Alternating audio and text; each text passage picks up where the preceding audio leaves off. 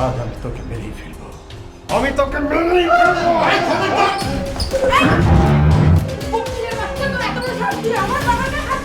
You bloody! মানুষ তুমি জানো আকরাম খান।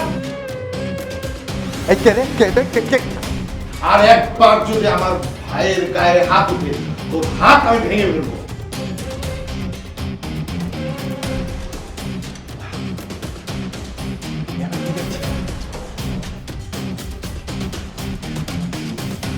চটিমাটি গোল করে ফেলেছে মনে হয় গো।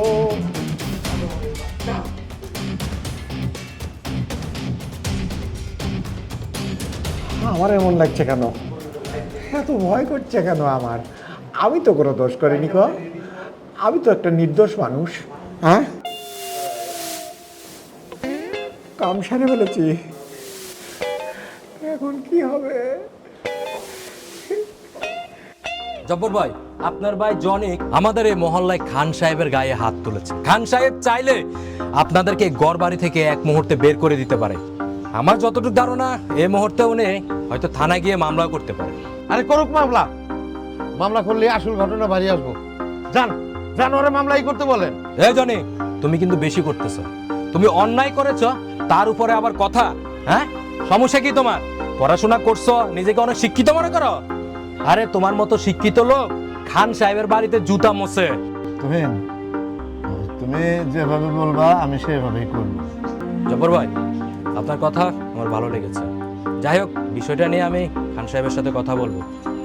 যেভাবে হোক বিষয়টা সমাধান করার চেষ্টা করব, কিন্তু কিছু খরচপাতি লাগবে যে। আসসালামু আলাইকুম, এটা কি জনিটের বাড়ি? হ্যাঁ, ওনার একটা চিঠি আসছে, তো চিঠিটা নেন। চিঠি জনি, এটা দেখতো, এটা কিসের একটা চিঠি দিছে। একটা সাইন করেন।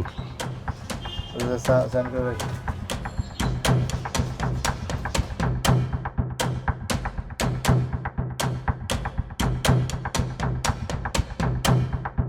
ঠিক আছে, আমি আসি। আসসালামু আলাইকুম। দেখছেন জব্বর ভাই, বলতে না বলতে খান সাহেবে থানায় গিয়ে মামলা করে একটা চিঠি পাঠিয়ে দিয়েছে। এখনো সময় আছে, খান সাহেবের পায়ে ধরে মাপ চান। ভাবি, ভাইয়া, আমার জয়েনিং লেটার এসে গেছে। ভাবি, জয়েনিং লেটার এসে গেছে, তোর চাকরি হয়ে গেছে। আল্লাহ, ভাই আগে কথা চাইপা যাও, এখন নতুন কথা বল। আরে ভাই, তুমি তো আমাদের এলাকার গর্ব। যাই হোক, তোমার চাকরিটা হয়েছে, খুবই ভালো লেগেছে শুনে। আর খান সাহেবের কথা তুমি একদম চিন্তা করো না। আমি খান সাহেবকে বিষয়টা বুঝিয়ে বলবো। একটু মাথা গরম তো, টাকা পয়সা আছে, তাই একটু অহংকারী করে।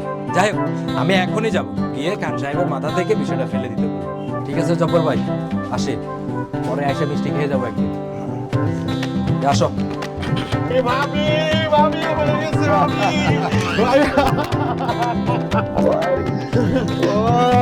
ভাবি দিন ফিরছে। ভাই, খান সাহেব,